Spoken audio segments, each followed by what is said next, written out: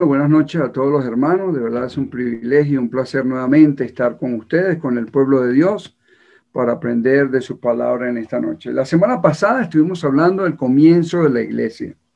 El comienzo de la iglesia, pues, fue el día de Pentecostés, lo habíamos dicho. Jesús preparó a 12 hombres, ¿verdad?, para que pudieran llevar la palabra. También dijimos, pues, que Dios había estado en el principio, ¿verdad?, con el hombre. Luego envía a Jesús. Jesús nace de una virgen, está 33 años, 30 años acá, empieza su ministerio, toma 12 hombres para que empiecen a llevar la palabra, los prepara, hace un discipulado. Estuvimos hablando la semana pasada de lo que es un discipulado, lo que es aprender de alguien, de su vida y de la palabra de Dios, por supuesto. Jesucristo discipuló a 12 hombres y aparte, pues, a una multitud, pero entrenó a 12 hombres para que comenzara la iglesia. Entrenó a estos 12 hombres para que ellos, él sabía que se tenía que ir, él los preparó para cuando él se fuera, ¿verdad?, ellos pudieran manejar, ¿verdad?, los negocios de nuestro Padre Celestial, en el sentido de que ellos se iban a encargar entonces de comenzar la iglesia, de establecer la iglesia, pero eso no lo iban a hacer solo, lo iban a hacer mediante, ¿verdad?, el Espíritu Santo. Vemos que el día de Pentecostés, ¿verdad?, ellos llegaron, Jesús se va a los cielos, ¿verdad?, le dice que tenían que esperar allí, ellos esperaron los días, 40 días allí, luego vino un estruendo, ¿verdad? Eso está en Hechos capítulo 2, el día de Pentecostés. Vemos que el día de Pentecostés, ¿verdad?, estaban todos unánimes, hablamos de que era un mismo sentimiento, a pesar de que lo que ellos habían tenido, pues, diferencia, pero en ese momento estaban en un mismo pensar y en un mismo sentir. Dice el versículo 2 que de repente vino del cielo un estruendo como un viento recio que soplaba, el cual llenó toda la casa donde se estaban sentados. Y se les aparecieron lenguas repartidas como de fuego y sentándose sobre cada uno de ellos, y fueron todos llenos del Espíritu Santo. En este momento tan importante, ¿verdad?, comienza la iglesia de Cristo. Y esto me emociona mucho porque allí, como había dicho la semana pasada, nosotros normalmente nos gusta, ¿verdad?, saber de dónde venimos. Normalmente siempre uno empieza a indagar de dónde vino su abuelo, de dónde vino sus bisabuelos, de dónde vinieron sus padres, para saber de qué o qué sangre corre por las venas de uno, ¿verdad? Muchos somos de familia española, otros italianos, otros de acá, muchos tenemos toda esa rama o esa descendencia o esas personas que empezaron y hicieron grandes cosas en la vida y luego nació uno. Asimismo, el comienzo de la iglesia. Uno se emociona saber cómo comenzó la iglesia. Muchas veces nosotros en la calle, ¿verdad?, cuando vamos a predicar, uno dice, bueno, ¿pero de qué iglesia eres? Uno dice, bueno, la iglesia de Cristo. Ajá, pero ¿cómo uno le buscan el apellido? Bueno, sí, la iglesia de Cristo, bueno, porque Cristo murió por ella, dio su sangre, ajá, pero ellos siempre buscan como que, ¿dónde está la sede principal de ustedes? No, eso comenzó en el primer siglo, eso comenzó con los apóstoles, de allí comenzó la iglesia de Cristo. Entonces uno debe saber, ¿verdad?, de dónde viene, y más que el cristiano, porque es la parte más importante de uno, la vida espiritual. Entonces, el aprender de hechos, de lo que es la vida de los primeros cristianos, nos ayuda nosotros a convencernos de que la palabra de Dios todavía permanece a pesar de 2000 años, a pesar de todo este tiempo que ha pasado. Todavía nosotros seguimos predicando la palabra, todavía seguimos reuniendo como se reunían allí, todavía está el Espíritu Santo con nosotros, porque más adelante, bueno, vamos a ver hombres que recibieron el don del Espíritu Santo, pero también otros recibieron el poder. Los apóstoles recibieron el poder del Espíritu Santo para poder predicar, para poder levantar muertos, para poder sanar, pero nosotros tenemos el sello del Espíritu Santo. Entonces el cristiano se debe identificar con esto. El cristiano debemos identificarnos con esta palabra, con lo que es Hechos capítulo 2 y saber de dónde venimos. Dice el versículo 5, moraban entonces en Jerusalén judíos, varones piadosos de todas las naciones del cielo. Y hecho un estruendo, se juntó a la multitud y estaban confusos por cada uno que los oía. Ahí vamos a ver todo lo que es el comienzo de la iglesia, ¿verdad? Después entonces Pedro le dice que también parte de la muerte de Jesús. Ellos tuvieron esto y se dice que en Hechos capítulo 32, versículo 38 dice, entonces cada uno de vosotros en el nombre del Padre de Jesucristo para perdón de los pecados y recibiréis el don del Espíritu Santo. Aquí estos hombres se bautizaron, hombres y mujeres se bautizaron allí, ¿verdad? Y comenzó la iglesia. Versículos 41 y 42 dice, así que se recibieron su palabra, fueron bautizados y se añadieron aquel día como 3,000 personas.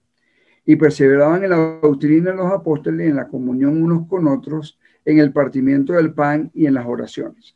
Todo esto lo vimos la semana pasada, lo que era el perseverar, lo que es llevar la doctrina de los apóstoles, lo que era comunión, ¿verdad?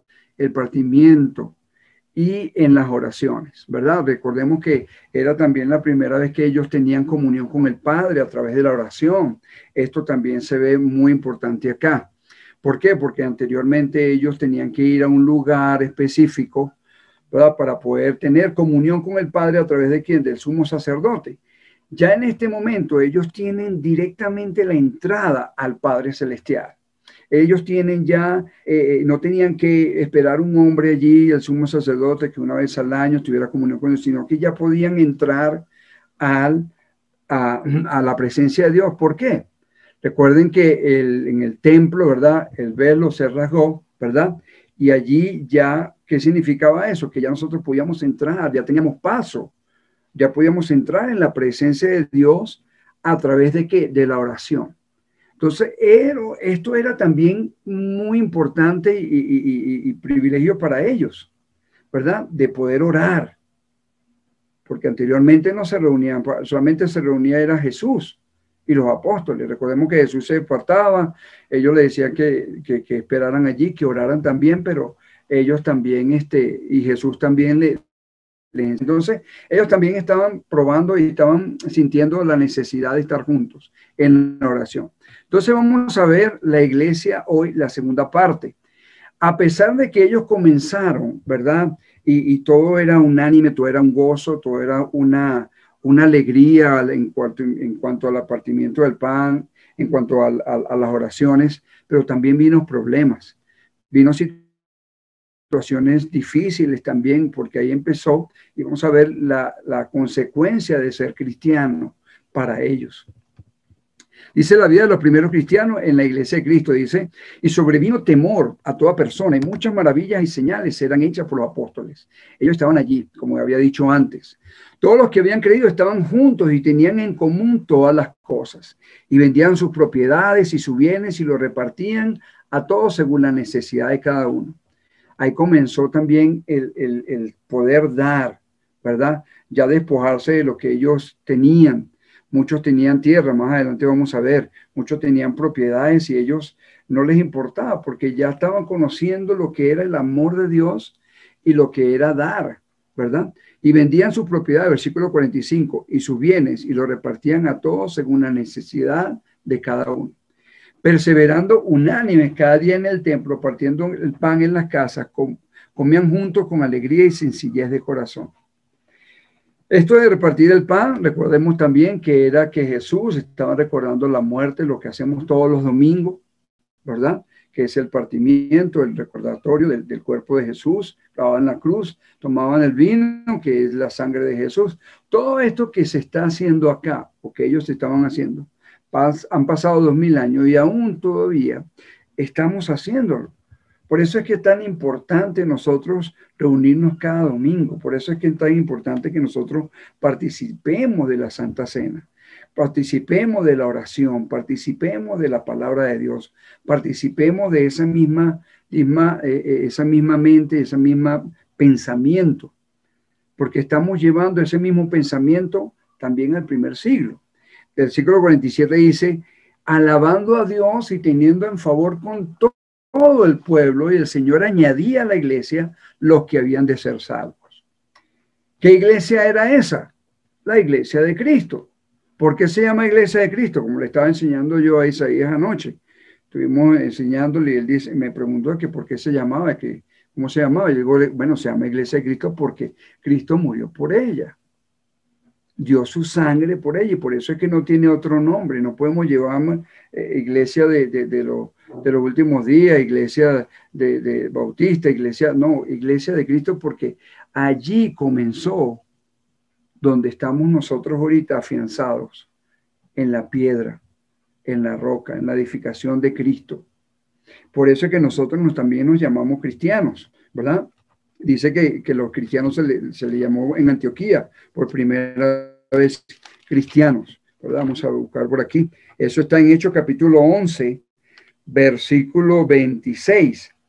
Y dice, y se congregaron allí todo un año con la iglesia y enseñaron a mucha gente, y a los discípulos se les llamó cristianos por primera vez en Antioquía. Eso está en Hechos capítulo 11, versículo 26. Se les llamó por cristiano por primera vez en Antioquía. O sea, nosotros aquí no dice cristiano evangélico, cristiano tal, no, nosotros no tenemos apellido, nosotros tenemos simplemente cristiano porque somos seguidores de Cristo. ¿Cómo se llama la iglesia? Iglesia de Cristo. ¿Por qué? Porque Cristo murió por ella, porque Él la compró con su sangre. Cuando nosotros venimos y compramos, yo siempre digo este ejemplo, nos compramos una propiedad que ahorramos y por fin, bueno, voy a comprar mi casa y voy a un lugar y doy mi dinero para comprar la casa, ¿verdad? ¿A nombre de quién va a estar esa propiedad, esa casa? A mi nombre va a estar porque yo voy a pagar y allí van a ser los papeles, ¿verdad? Que dicen que esa casa o esa propiedad es de Elvis Rangel. Y cualquier persona que me la quiera decir, mira, no, esa no es tu casa, esa es mía. No, mira, aquí están mis papeles, aquí están y aquí dice propiedad de Elvis Rangel.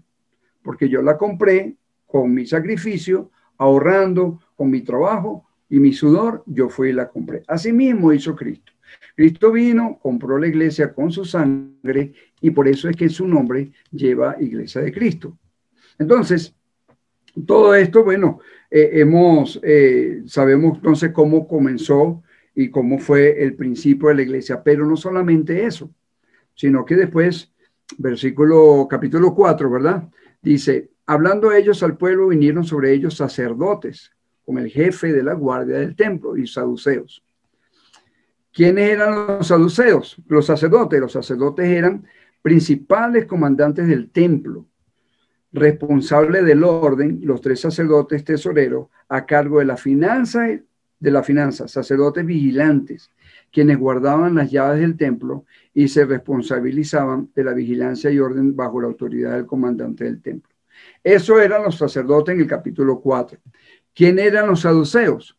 Los saduceos, también llamados sadoquitas, conformaban un grupo de judíos, aristócratas, pertenecientes a la clase social alta, que se desarrolló en Jerusalén en el siglo I y II a.C. Estos en general ocupaban puestos con poder significativo, tal como ser parte del Sanedrín. Los saduceos eran los encargados de mantener la paz entre judíos y romanos.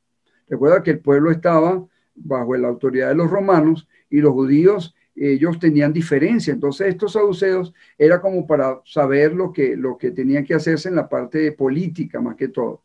Y en base a ellos tomar decisiones que los beneficiaran como nación. Se considera que este tipo de trabajo generó que los saduceos estuvieran más ocupados en la política que en la religión. Ellos eran más políticos, más aristócratas, ¿verdad? Por eso es que había tanta diferencia entre Jesús y esta gente, porque ellos ya se estaban yendo hacia la parte política, la parte del mismo gobierno, estar en compañía con los romanos.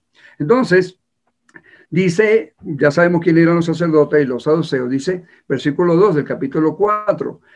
Resentidos que enseñaban al pueblo anunciasen en Jesús de resurrección de entre los muertos, les echaron mano y lo pusieron en la cárcel hasta el día siguiente porque era tarde. Ya empezó acá la persecución.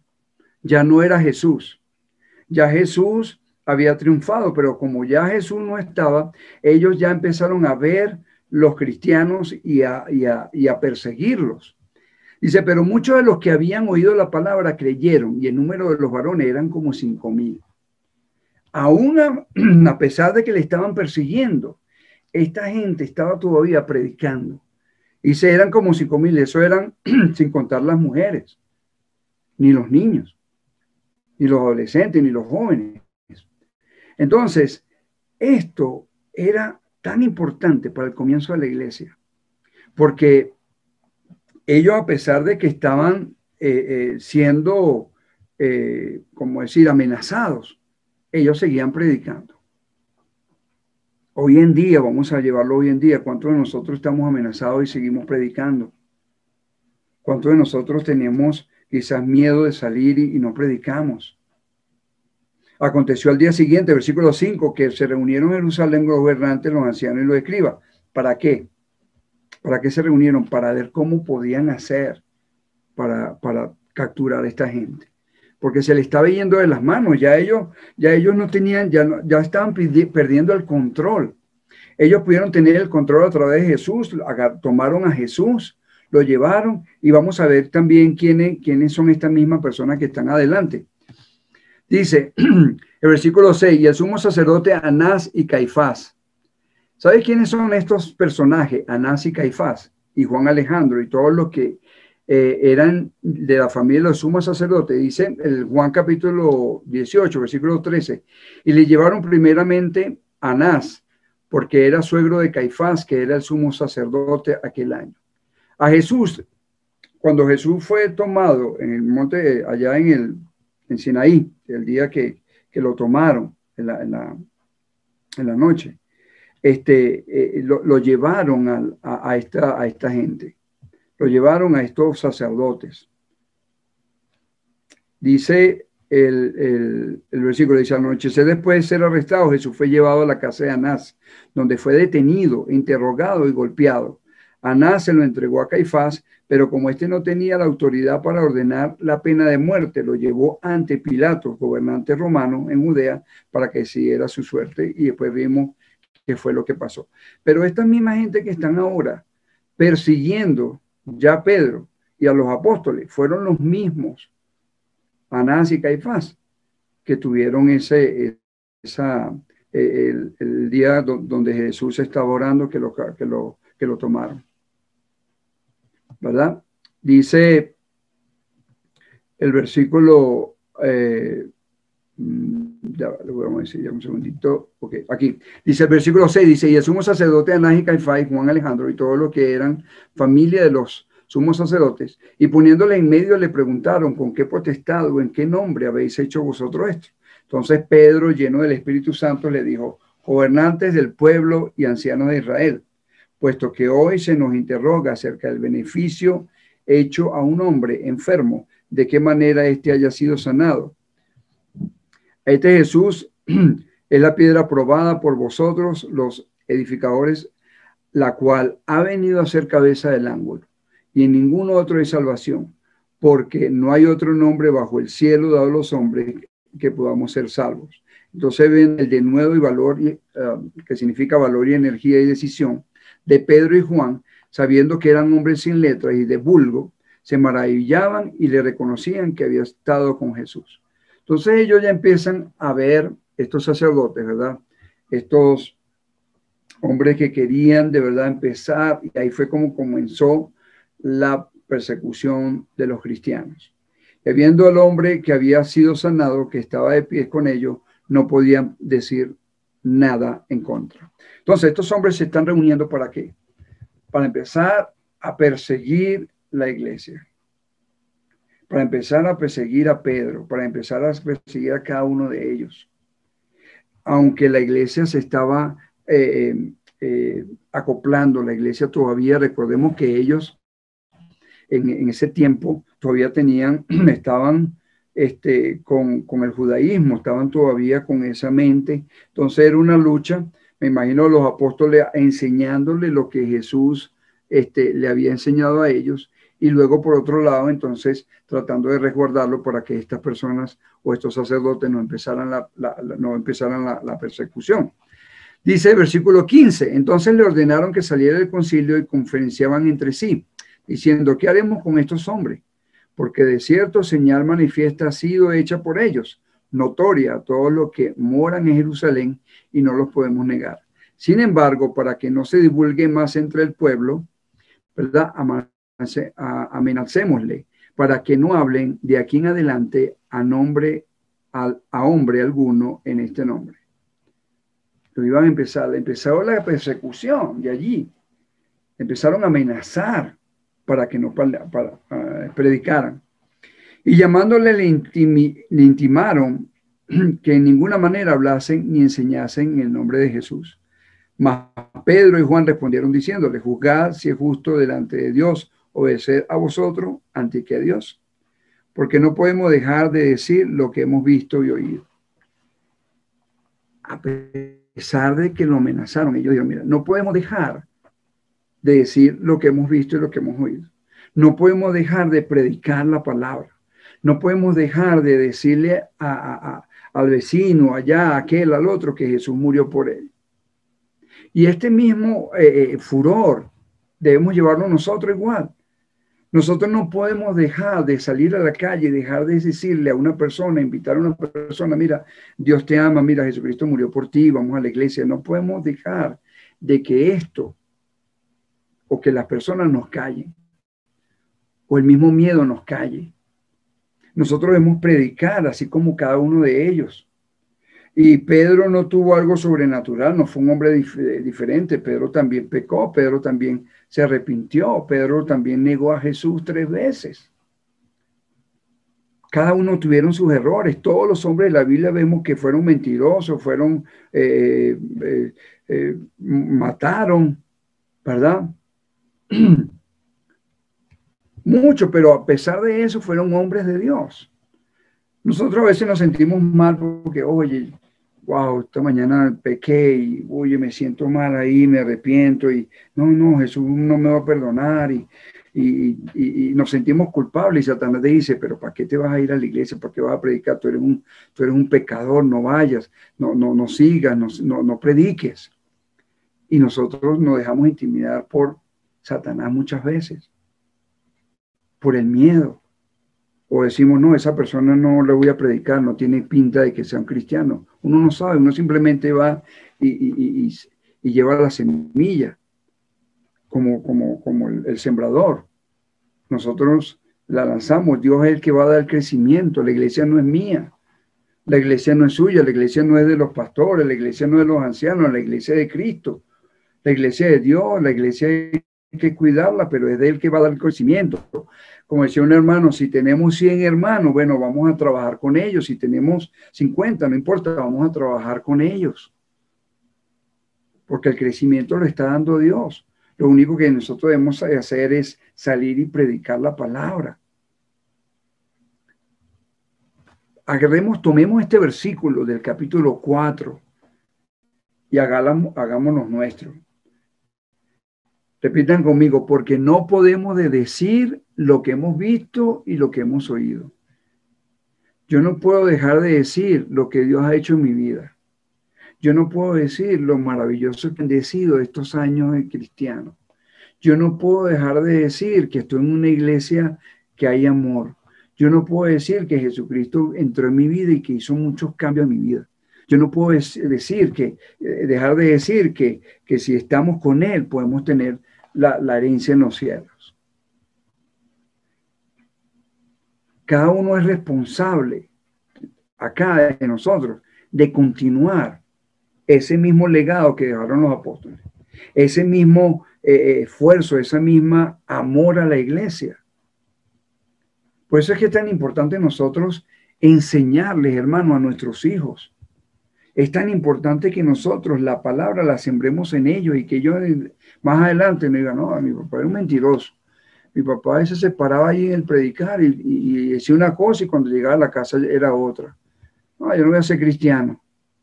Nuestros primeros discípulos son nuestros hijos, nuestras esposas, nuestra familia, que ellos vean a Cristo en nuestro corazón. Eso es el legado que nosotros debemos dejar, porque ellos son los que van a seguir.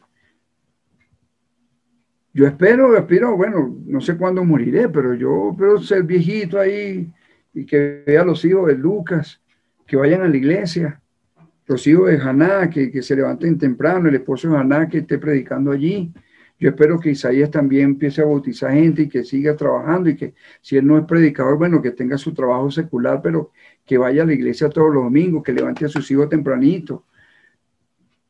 Yo quiero ver eso en la iglesia. Yo quiero ver que los hijos de nuestros hijos sean hombres que continúen la palabra de Dios. Hombres que a pesar de que, y ahorita es un bombardeo tanto de pecado, de cosas que a veces envían, pero nosotros debemos continuar luchando.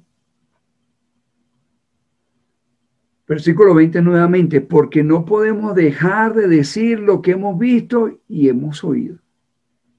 No podemos todavía han pasado 2000 años y no podemos dejar de decir lo que hemos visto y lo que hemos oído. Y si pasan 2000 años más, todavía este versículo está en nosotros. No podemos dejar de decir lo que hemos visto y lo que hemos oído a través de la palabra de Dios. Versículo 21 dice, y ellos entonces le amenazaron y le soltaron, no hallando en ningún modo de castigarle por causa del pueblo, porque todos glorificaban a Dios porque se les había hecho, ya que el hombre en quien había hecho este milagro de sanidad tenía más de 40 años. Ellos estaban predicando, ellos estaban sanando, ellos estaban sanando enfermos, tenían el poder del Espíritu Santo. La oración. Entonces, cuando empieza la oración en cuanto a que ya ellos fueron en libertad, versículo 23, vamos a leerlo, dice, vinieron a lo suyo y contaron todo lo que los principales sacerdotes y los ancianos le habían dicho. Y ellos, habiendo oído, alzaron unánime la voz a Dios, dijeron, soberano Señor, tú eres Dios que hiciste los cielos y la tierra, el mar y todo lo que en ella hay, que por boca de David tu siervo dijiste, ¿por qué se nos amotina la gente y los pueblos piensan cosas vanas? Se reunieron los reyes de la tierra y los principales se juntaron en uno contra el Señor y en contra de su Cristo. Porque verdaderamente se unieron en esta ciudad contra tu santo Hijo Jesús, a quien ungiste, Herodes y Poncio Pilato, con los gentiles y el pueblo de Israel, para hacer cuanto tu mano y tu consejo habían antes determinado que sucediera. Y ahora, Señor, mira sus amenazas y concede a tus siervos que con todo de nuevo hablen tu palabra. Ellos no estaban pidiendo aquí, Señor, ayúdanos a que en nuestra casa no nos vean, ayúdanos a que ellos cuando prediquemos o cuando salgamos no nos metan presos. Ellos no estaban diciendo eso, ellos lo que estaban diciendo, ayúdanos a que con de nuevo que hablen tu palabra, o sea, tus siervos, que nosotros podamos seguir predicando, a pesar de todo lo que le había perseguido, la persecución. Ellos están pidiendo protección. Ellos no estaban diciendo, Señor, ayúdame a conseguir una casa más grande o un lugar para poner la pared más grande. Ayúdame a conseguir un circuito cerrado para que no me persigan. Ellos estaban diciendo simplemente, ayúdanos a que tus siervos continúen, hablen tu palabra. Cada mañana nosotros vemos, Señor, te pido o te pedimos, Señor, que tú nos ayudes a conseguir a alguien en la calle que quiera oír de tu palabra. Ayúdanos, Señor, a que nosotros podamos entender que tu palabra, que nosotros no podemos callar lo que tú dejaste acá. Señor, ayúdanos a que podamos conseguir a alguien, a un familiar que necesite de tu palabra y que nosotros no lo consigamos, que nosotros le podamos predicar. Dice el versículo 30. Mientras extiende tu mano para que se hagan sanidades y señales y prodigios mediante el nombre de tu santo Hijo Jesús. Ellos lo que necesitaban era eso, tiempo para predicar, ayuda para que ellos pudieran no tener miedo, sino salir y predicar con de nuevo la palabra. ¿Cuántos de nosotros estamos pidiendo a Dios, Señor, ayúdame a predicarle a mi familia? O simplemente nos atemorizamos cuando vamos a decirle a alguien o nos da pena que somos cristianos. Yo lo confieso, yo cuando era joven empecé en la iglesia, pues, o sea, me daba, sí, sí me daba miedo. Me daba, o sea, pena con mis amigos, se fueran a burlar. Al principio es normal que uno, wow, o sea, pero uno tiene que empezar a pedirle a Dios que lo ayude también a que no tenga miedo ni que uno le dé pena. Muchos hermanitos en vez de llevar la Biblia aquí la metían en un bolso y la llevaban en su mochila para entonces sacarla en la iglesia y que nadie lo viera que estaba sacando la Biblia. Pero ven, sí, mira, ahí va el cristiano. Entonces eso es lo que nosotros debemos pedirle a Dios, que nos dé fuerza para seguir predicando la palabra de Dios. Dice el versículo 31, cuando hubieron orado, el lugar en que estaban congregados tembló. Imagínense la magnitud de la oración que hicieron. Que ese lugar se llenaron se fueron congregados y tembló, y todos fueron llenos del Espíritu Santo y hablaban con de nuevo la palabra de Dios. Esto fue el principio de la iglesia. Ahí continuaron y luego más adelante dice que todas las cosas en común, dice, y la multitud de los que habían creído eran de corazón y un alma, y ninguno decía ser lo suyo propio, nada de lo que poseía, sino que tenían todas las cosas en común. Y con gran poder los apóstoles daban testimonio de la resurrección del Señor Jesús, y abundante gracia era sobre todos ellos. Así que no había entre ellos ningún necesitado, porque todos los que poseían heredades o casas la vendían y traían al precio de lo vendido. Más adelante vamos a ver la historia, ¿verdad? De dos personajes que quisieron mentirle a Pedro. Y si lo ponían a los pies de los apóstoles y se repartía cada uno según su necesidad. No solamente llegó la persecución afuera, sino también interna. También muchos de ellos empezaron, o sea, no fueron, o sea, estaban llenos del Espíritu Santo, pero fueron también poseídos, qué sé yo, llevados por lo que es la mentira. Dice entonces José, a quien los apóstoles pusieron sobrenombre Bernabé. ¿Recuerdan este personaje? Que traducido es hijo de consolación, levita, natural de Chipre. Como tenía una heredad, la vendió y trajo el precio y lo puso a los pies de los apóstoles. Este hombre no veía que, o sea, tenía una heredad, o sea, tenía dinero. Bernabé. ¿Quién es Bernabé? Muchos lo conocemos. Más adelante vamos a seguir viendo quiénes fueron estos hombres que hicieron parte de la historia de la iglesia. Hombres que dejaron su vida, dejaron, con de nuevo predicaron la palabra, se despojaron, dice que se despojaron de casa, de heredades, porque a ellos ya no les importaba ya la vida terrenal, lo material, sino lo espiritual. A nosotros muchos los venezolanos hemos pasado por eso. Cuánto uno ha trabajado, yo trabajaba fuertemente en Venezuela y tenía mi casa y tuve que dejar todo. Claro, no por ser persecución, pero sí en cierta parte sí. Espiritual. Cuánto uno tiene que verse dejar las cosas para seguir a Cristo. Cuánto dejamos nosotros de usar algo para dárselo a un hermano. Y eso era el principio de la iglesia, y por eso es que la iglesia también creció espiritualmente, porque no estaban viendo lo material, sino lo espiritual. Entonces aquí vemos cómo la iglesia continuó, o sea, se estableció, y a pesar de todos estos problemas, la iglesia se ha mantenido.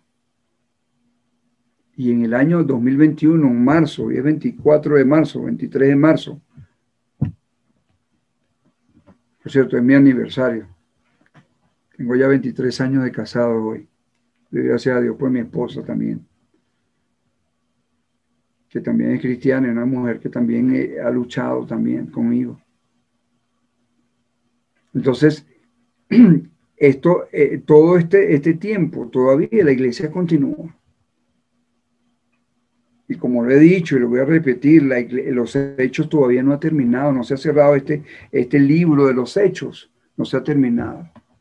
Porque nosotros somos los que tenemos que continuar. Si usted no predica la palabra, se va a cerrar lamentablemente el libro de los hechos. Porque ya no hay nada que predicar, ya no se predica a nadie entonces. Pero si nosotros seguimos predicando y seguimos llevando problemas y vituperio por Cristo, amén. Si más adelante empieza una persecución, nosotros debemos seguir predicando la palabra y pidiéndole a Dios y que nosotros seamos llenos todos los días de esa fuerza para seguir adelante con Dios, que nos dé la sabiduría para seguir predicando la palabra. Y algo importante, estos medios, no sé si ustedes se han dado cuenta, pero este último año, la pandemia ha llevado a que mucha gente esté yendo la palabra a través de la plataforma. Yo estoy en Facebook y veo cantidades de hermanos que están predicando la palabra.